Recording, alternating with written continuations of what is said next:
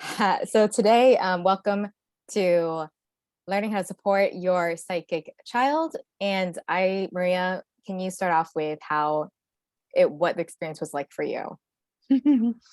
Yes. Let me go live on TikTok here. Um, so when I was a little psychic child myself, I from a very young age, much like probably your children are doing, I displayed some, perceptions of things that my parents couldn't quite explain. I would tell them about things I would see and they didn't quite know what to make of it. And then it started happening more and more regularly. It wasn't uncommon for me to see things, especially at nighttime, but I would get bugs during like in the middle of the day. Even I remember there's times in the afternoon I would be alone in my room playing or something and something paranormal would happen. Had a lot of poltergeist activity around me growing up as well. So you might notice that wherever your kid goes, there's just a little cluster of weird things happening around them.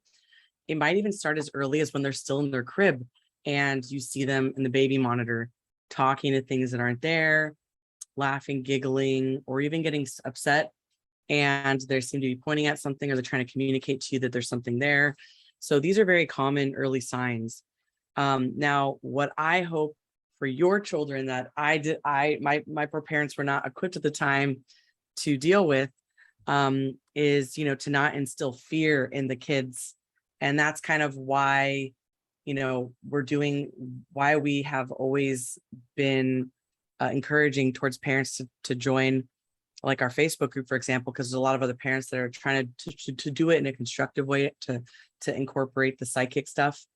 My parents were like, putting like crucifixes around my bed. And like, I felt like I was some sort of like weird, like possessed kid or something out of a movie, like holy water on me. I even had to go to like, when I was a young adult to this monastery in the middle of the desert, in order to get like exorcised by monks.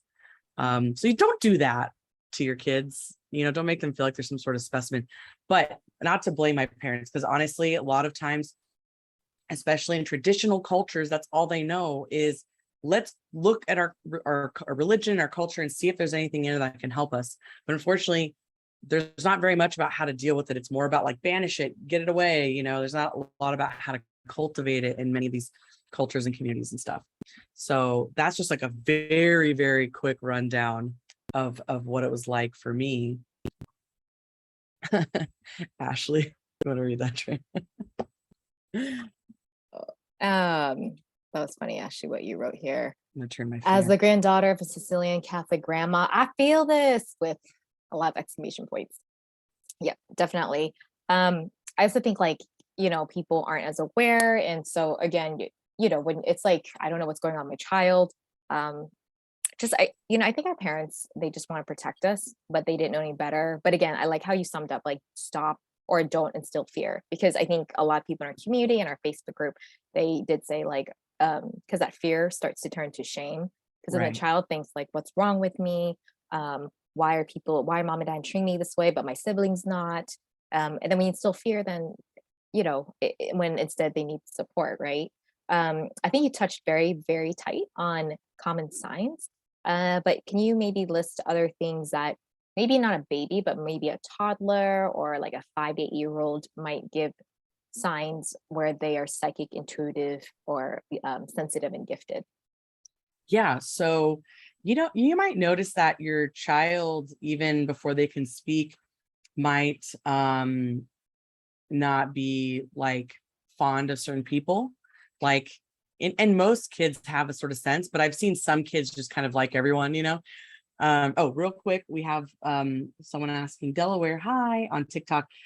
This is a Zoom event. We're just streaming the audio on TikTok live in case you weren't able to get a ticket in under events in our TikTok or on my what's it in my bio Link in your link. bio. There's a link in my bio if you do want to grab a ticket to actually see the Zoom event that's happening right now. But if you can't, you can listen in here on TikTok. Good seeing you, by the way, Delaware and Miss Maris. So anyway, basically like, you might notice they're very like they get overwhelmed around certain situations and people easily. Now, these can be signs of other things, parents who have kids that are on the spectrum and stuff, like there can be some crossover. So don't like automatically assume it's psychic, make sure that you check in with the medical side of things first, the psychological side, because there's some pretty early developmental markers that are kind of key to finding early there as well. But if that's not the case, you might notice you might be in line at the grocery store and there'll be a random person. I see this a lot. And the kid is just like lighting up and they're staring at something like around a person and they're just giggling and they're laughing and they're pointing and you're like, I don't see anything there. And the person's like, why do they like me so much? It's because they're probably seeing something in their aura. They're seeing someone being around them. They might see lights and colors and things that we don't perceive as well as adults. And so, that kind of thing. You also might see them draw things that you're like, how the heck did you draw? Where did you get that from? Or they might start talking about concepts that you've never talked to them about. They might be able to just know when you're in danger, when something's going to happen. And they might communicate this in a very rudimentary way as like a toddler or something or younger, but they can get really fussy and stuff.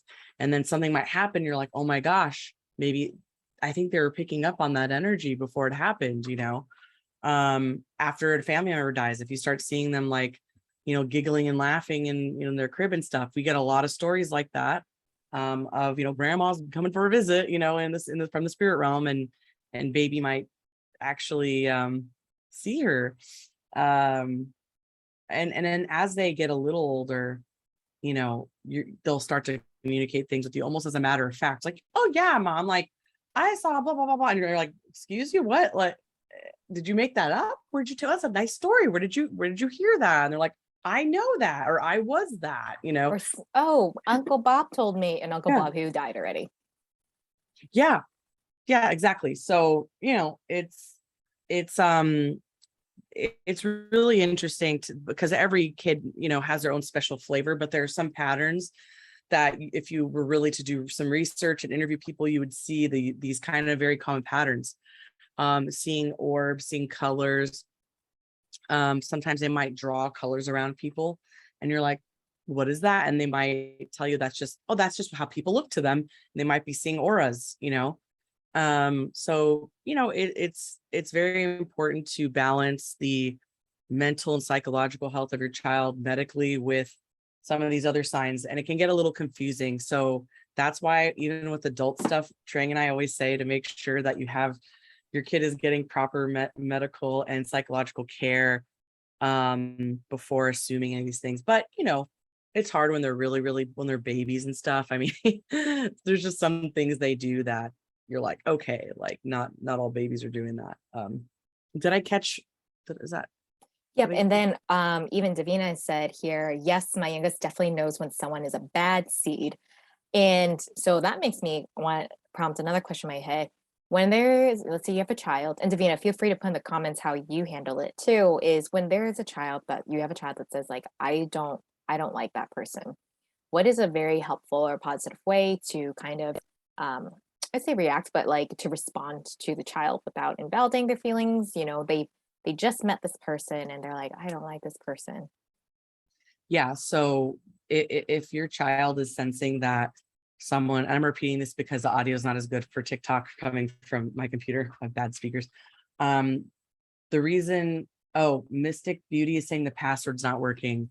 They're trying to get into the room. Right. It's, can you tell? It's 5555. It's 5555. Let me type it in for you too. Let's see.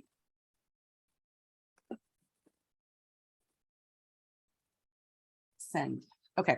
So I experienced this as a child myself. Ah, you're here. Yay, Monica's in the house. All right. You made it. So good to see you.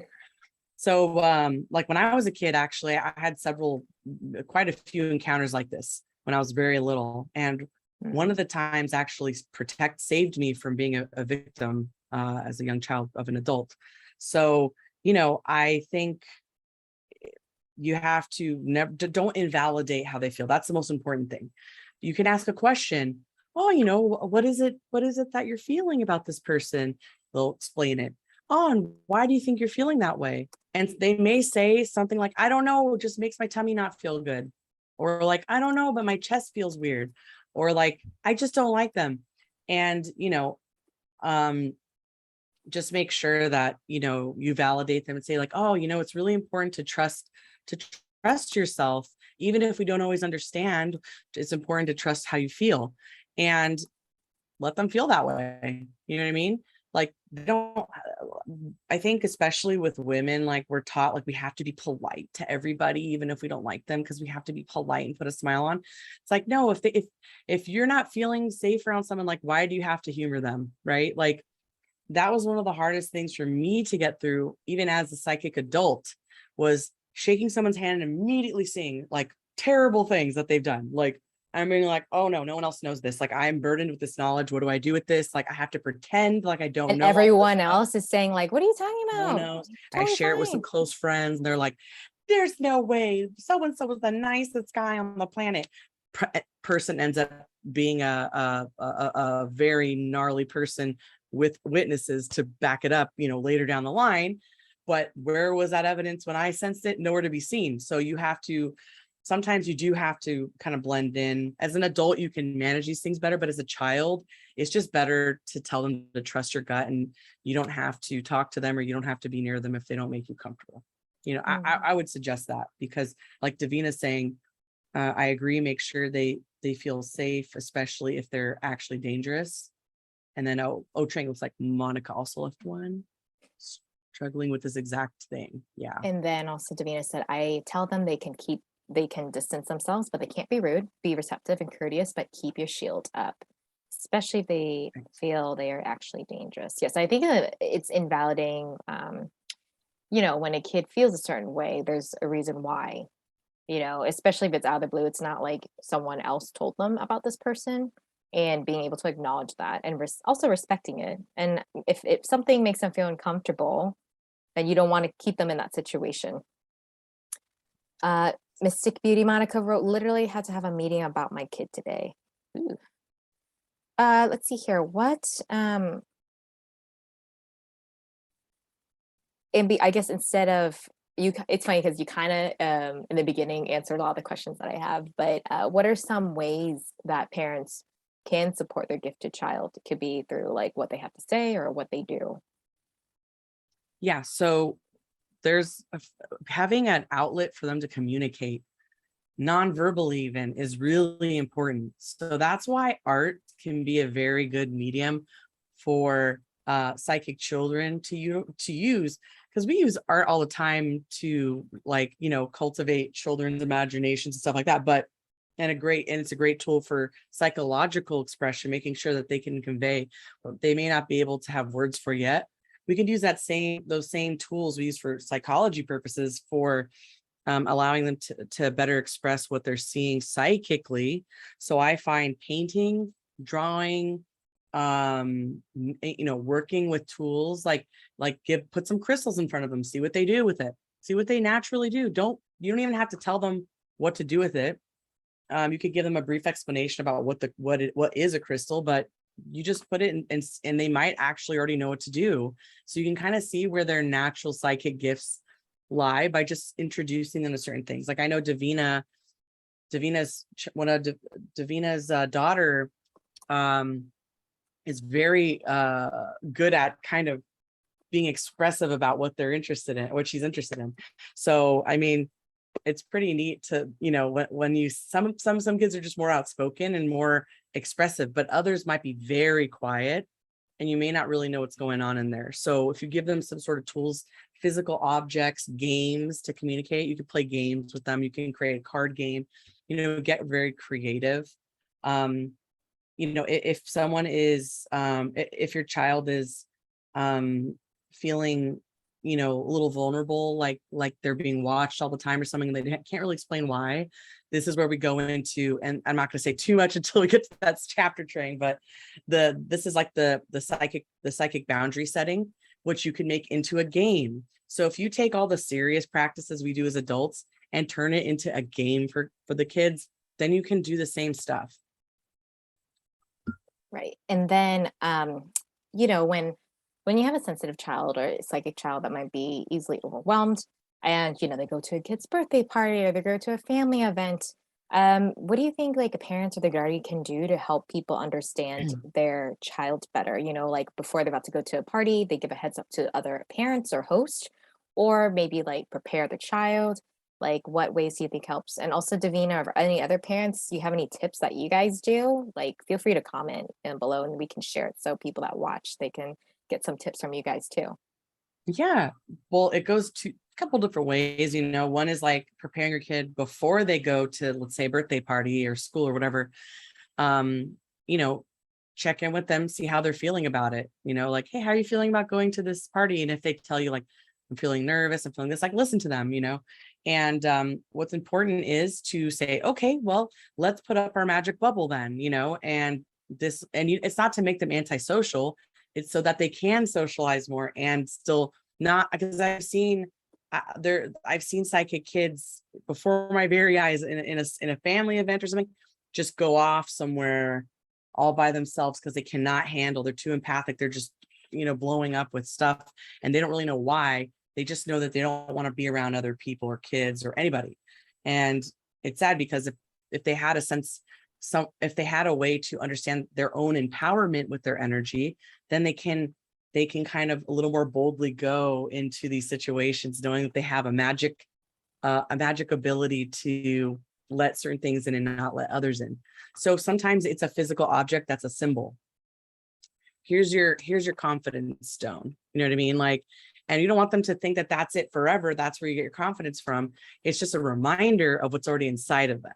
So you can give them little tokens, little totems, and little necklaces, little whatever to help remind them, like, okay, you got your thing on, or you did your ritual, like we're gonna go now. And then if they get over if you want to tell the parents ahead of time, like, hey, you don't have to use any psychic terminology. You don't want to have to sit here and deal with like the ridicule because you don't know how everyone is.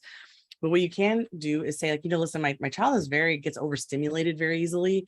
So if you see them kind of wander off or something, it's just their way of like calming down, and then you never know when another parent might say, oh, mine's like that too. And this is what I learned.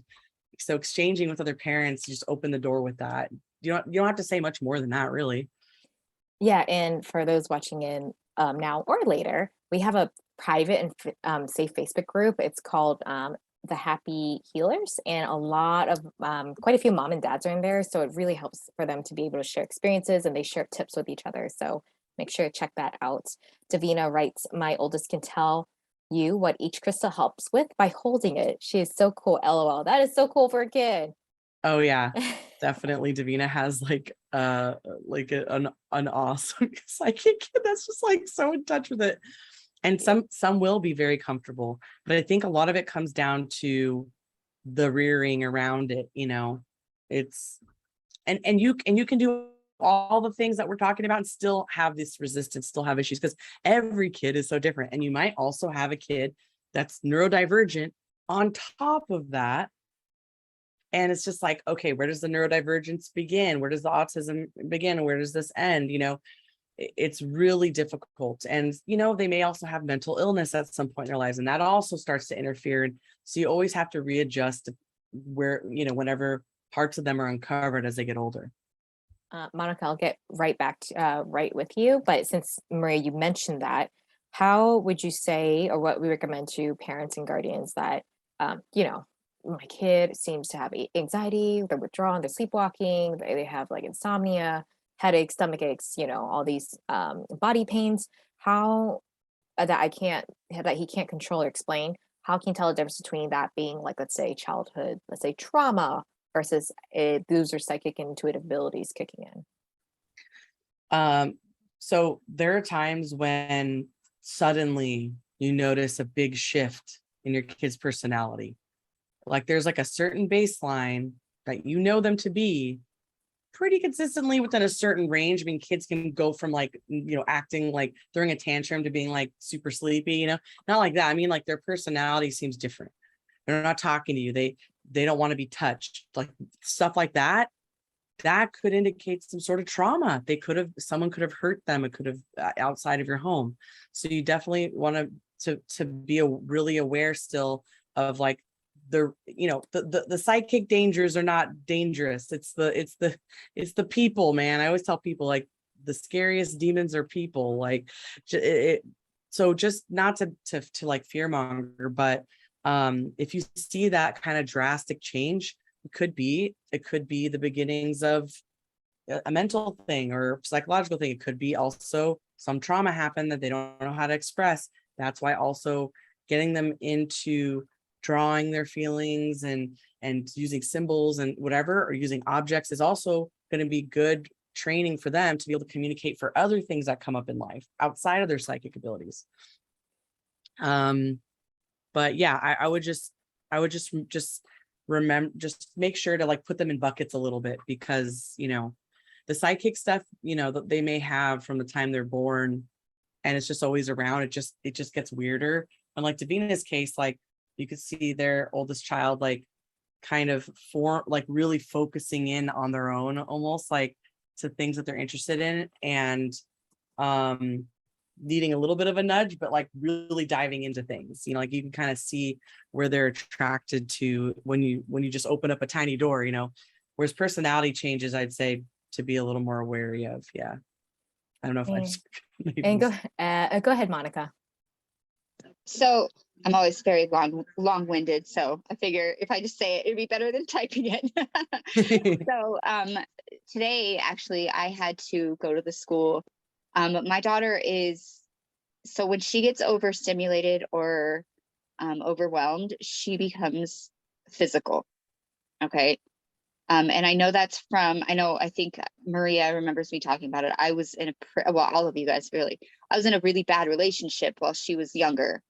So I'm starting to see signs of her reacting from that, if that makes sense. So now it's like with her also being connected with energy, because she's crazy. She talks to my dad that passed. She talks like she's really, really in tune, I think, with spirit. I haven't dove too deep into it because we're also having these behavior issues and I don't want to overwhelm her. But how can I explain that to the school and get them to understand that maybe it's not so much something that needs a label, maybe it's just something that needs more patience? Oh yeah. Well, especially with any child, but especially, very sensitive ones that are very perceptive.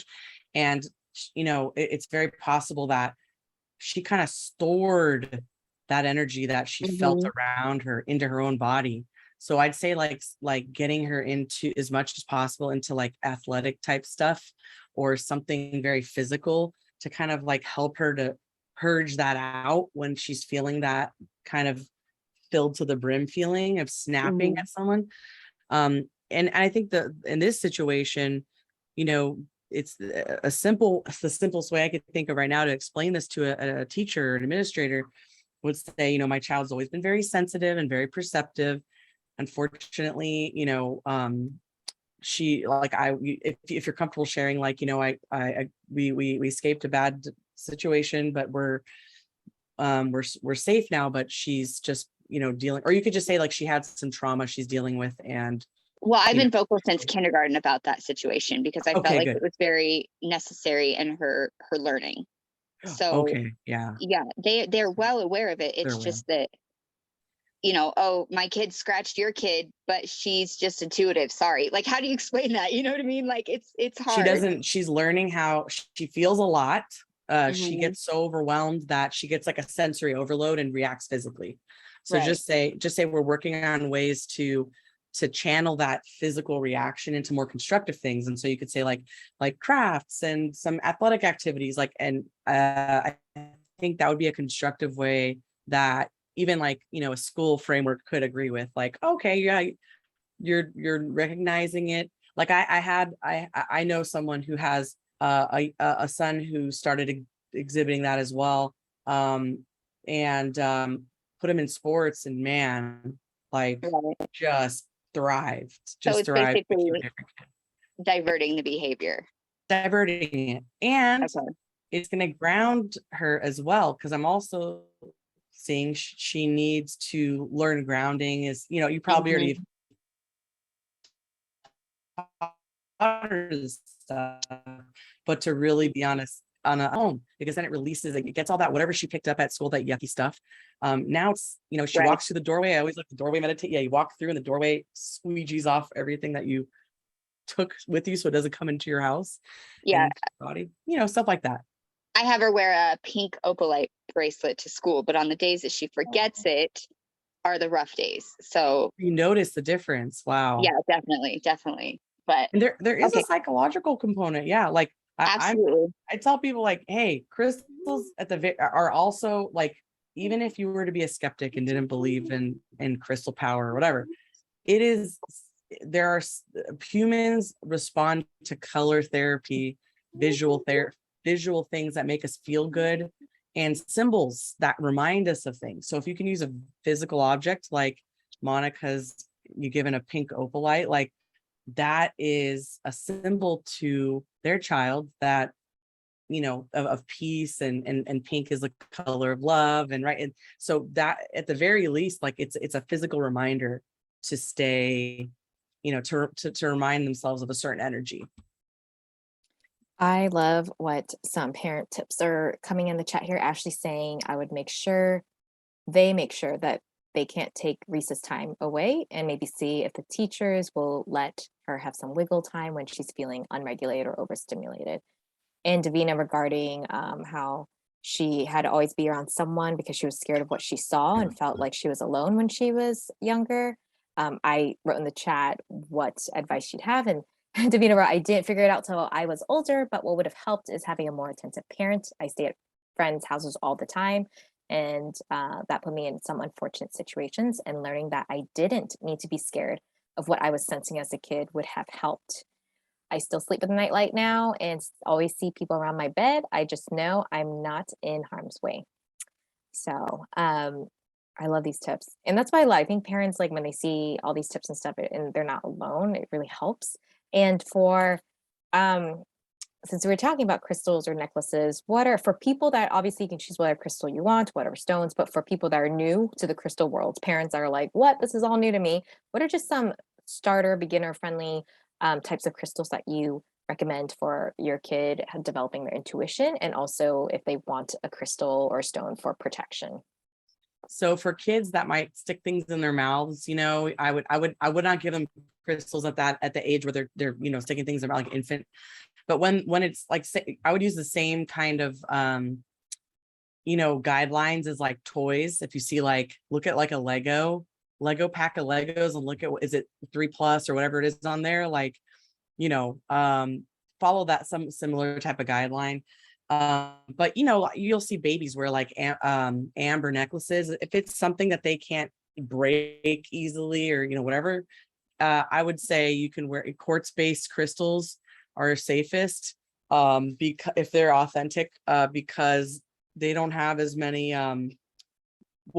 clear quartz is safest because in my research, because it's just one component mostly, unless it has inclusions, but it's just like, it's just it doesn't have like inclusions of copper, or like there's a lot of other like little minerals that get into these other crystals that give them color, like fluorite. Fluorite's not a good one. It's got a lot of different minerals in there that can leach out in water, on sweat, or whatever. Pyrite, don't do that one. That one's toxic. Some of them are good to just have, if you have it set in something where it's not making contact on your skin, okay.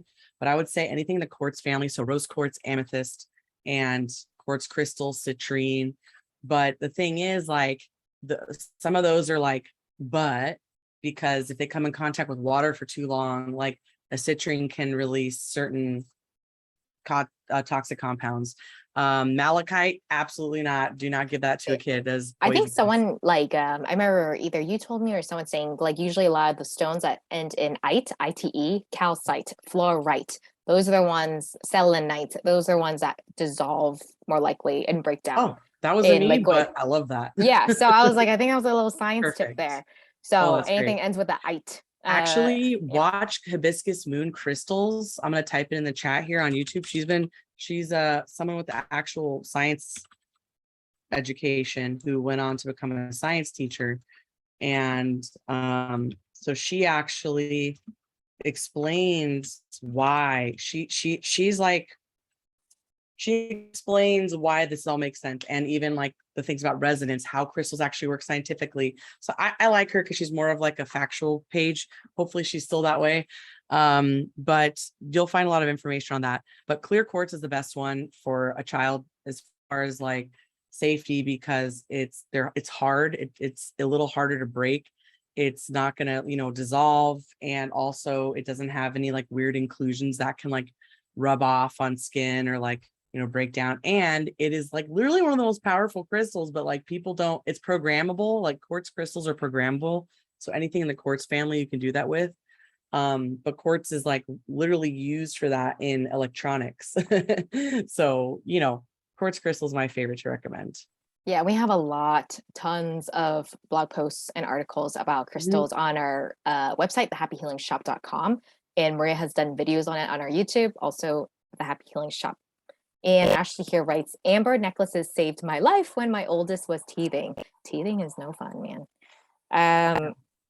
And then Mimi here says, great question, Mimi. How can we teach our kids to self-heal? Especially, I think, people that have sensitive children, we've had clients that people said, my kids, even after doctors can't figure out what's going on, they have pain in their joints out of nowhere or certain times of the day. So how can we teach them to self-heal? So I just put something in the chat. Some of you have heard us talk about this before, but I love EFT tapping for self-healing. It is such an easy thing that a kid can do. You could do it with them. It's like, all right, we're going to go to school. How are you feeling? And they say, oh, I'm going to feeling a little weird. Okay, well, let's do some tapping real fast. We'll get you, let's get ready for our day, And it's something so easy to deal with, like, oh, they're crying, they're upset. Hey, I hear you. I feel you. Let's do some tapping together. And it helps them to just peel away the layers and layers and layers of what's there. And they can do it by themselves in their room when they're feeling angsty, when they're teenagers, whatever, when they're depressed. So that's great. You can also teach your kids Reiki. Like if you're a Reiki, if you know Reiki, you're Reiki master, you can actually, teach your kids Reiki. And it's actually, they're extremely, they take to it very well. And it's very easy because all you have to do is put your hands on your heart. That's all they have to do. You don't have to teach them any hand positions. Just put their hands on their heart, and that's it. So EFT tapping and grounding exercises. And you can make grounding a really fun and whimsical adventure, even if, I love the classic tree root visualization, but you can make it more whimsical, like Alice in Wonderland. Like you can imagine all these characters popping out as, make it fun, make it something they want to do. Right. And then EFT tapping, it can be 1 minute. Usually there's short sessions, like 10 minutes for even when adults do it, So that's a good part because sometimes kids can't sit still for a long time. And you want something like, hey, buddy, since you're feeling this way, let's tap right here and follow me and say these words, and then take a quick breath, things like that. Again, like you said, grounding. We also offer for people that don't know what Reiki is, it's a type of energy healing. So we offer an online course about that. And you can also teach your child how to do that as well. And it's beginner friendly. Let's see here. I think we had people that said, okay, when my child asks, did you hear that? Or did you see that? And then a parent who's new has no idea what they are talking about. What is a helpful, positive way and how they can respond to that? Yeah. So you can say, oh, I missed it. What did you hear? So make it seem like it wasn't like, yeah, crazy dweeb, I didn't hear, it said, you're like, oh, I missed it. But I want to know what you heard, And so it's like, let me in on the scoop, and so that way they don't feel like something's wrong with them because they're hearing something you didn't hear. Instead, you can make it feel more natural, like, oh, I just missed it, and then it creates a space where they're going to be more comfortable sharing with you because they know you're not judging them, being like, I didn't hear anything. I don't know. Have you ever had parents like that, like sassy parents? They're like, I don't know what you're talking about. You're crazy. I don't even know. Don't do that, because your kid's going to shut down enough times. That happens. And hey, we all make mistakes and we're stressed and we might say stuff that we wish we didn't say, but we can always, make it better with, engaging and growing together and becoming better in all ways as a person and as a parent. So everyone's gonna do something they regret, but As Like long 1 as you're hour trying. later, whoops, I shouldn't have said that to them. Yeah, everyone's gonna deal with that still. You can't be perfect. Yeah.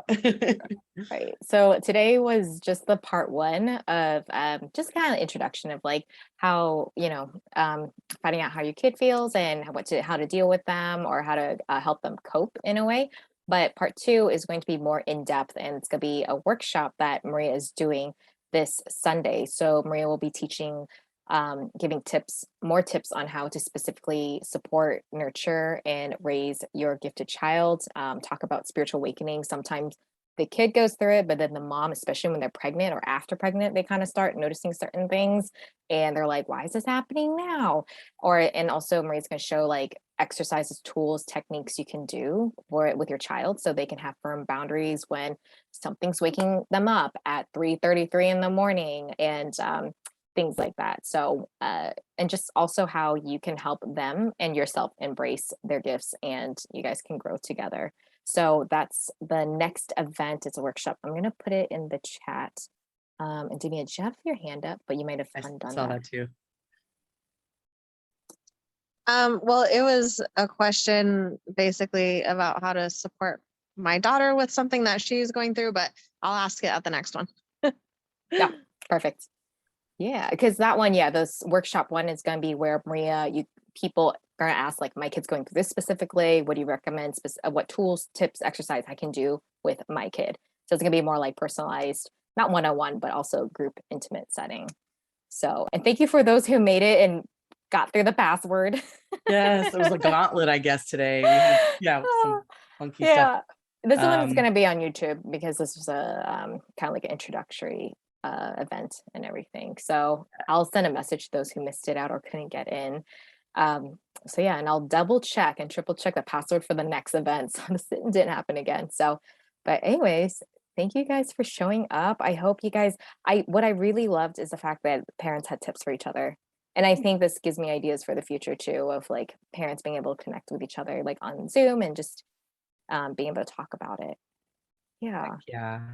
Thank you so much for caring about your child's psychic development, because you're the new wave of people that are going to make psychic abilities so much less taboo, because your children are going to be comfortable with it because you had the openness and the willingness and did the work to shepherd them safely into that understanding. So freaking give yourselves a pat on the back for that, because it takes courage and it takes so much self-learning and willingness to be open. And I just feel proud of all you for just doing that. And everyone on TikTok who showed up, thank you so much. It was a pleasure getting to see you all on the feed. But yeah, thanks everybody. Thanks, guys. Okay. Have a good night, everyone. Everyone. Bye.